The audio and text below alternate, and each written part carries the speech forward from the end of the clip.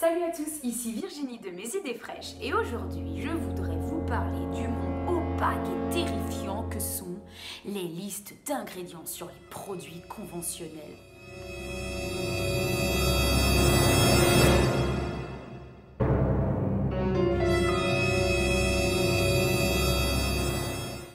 Quand j'ai commencé à utiliser les produits cosmétiques naturels de chez Ringana, j'ai commencé aussi à m'intéresser, question que je ne m'étais jamais posée, à ce que je pouvais mettre avant comme produit cosmétique sur ma peau, et en quoi cela pouvait aussi avoir un impact sur l'environnement.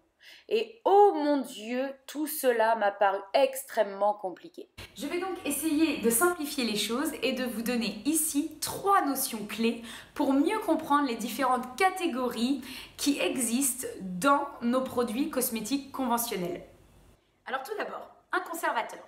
Un conservateur, il y en a dans les produits. Pourquoi? Puisque en fait, c'est un produit ajouté dans un autre produit pour éviter l'altération de ce dernier. En soi, un conservateur permet d'éviter la prolifération trop rapide des bactéries. Donc un conservateur, il en faut dans les produits. Mais il existe des conservateurs naturels, comme les huiles végétales. Où ça pose un peu plus problème, c'est finalement quand les conservateurs deviennent des conservateurs chimiques. Et c'est le cas à peu près de tous les produits conventionnels que l'on trouve dans les magasins. Pourquoi? Mais parce que pour des raisons de coût ou des raisons de durée dans le temps, ils sont préférés. En revanche, un conservateur chimique est tellement fort dans l'élimination des bactéries qu'en plus de ça, il cause des dommages collatéraux sur le corps humain et même sur l'environnement de manière générale. C'est pas fabuleux? Ensuite, il faut savoir qu'il n'y a pas que des conservateurs dans les produits cosmétiques conventionnels. Il y a aussi multitude d'autres ingrédients chimiques qui sont présents pour répondre à d'autres exigences que la conservation. Aussi, vous allez pouvoir retrouver des épaississants, des émulsifiants, des liants, des tensioactifs, des hydratants, des agents moussants, des stabilisateurs.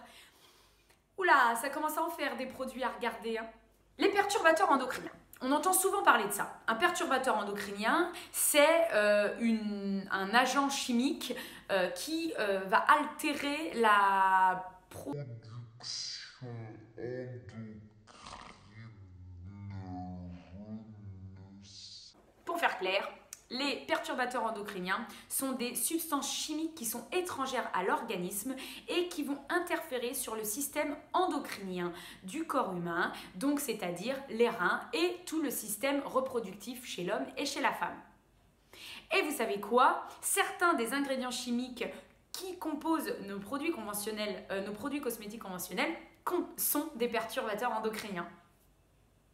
Je crois qu'il n'y a pas de mots là, hein. Alors maintenant qu'on a abordé les notions clés dans le domaine des produits cosmétiques et que c'est un petit peu plus clair pour vous, je vous propose de me retrouver dans une deuxième vidéo où là on abordera le détail des ingrédients que l'on peut retrouver afin de les repérer beaucoup plus facilement quand vous serez amené à les acheter.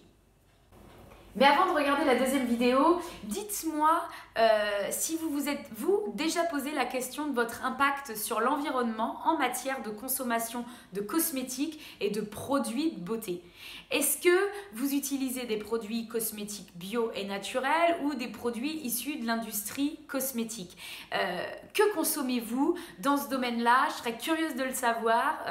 Et puis si vous connaissez des personnes que vous avez envie voilà, de les éclairer un peu, n'hésitez pas à les identifier sous cette vidéo. Je trouve que c'est plutôt utile à savoir. Moi avant j'avais pas du tout cette vision là et d'avoir commencé à chercher, je trouve qu'on s'éveille énormément dans ce domaine et c'est très intéressant. Donc en attendant la deuxième vidéo, je vous souhaite une belle journée.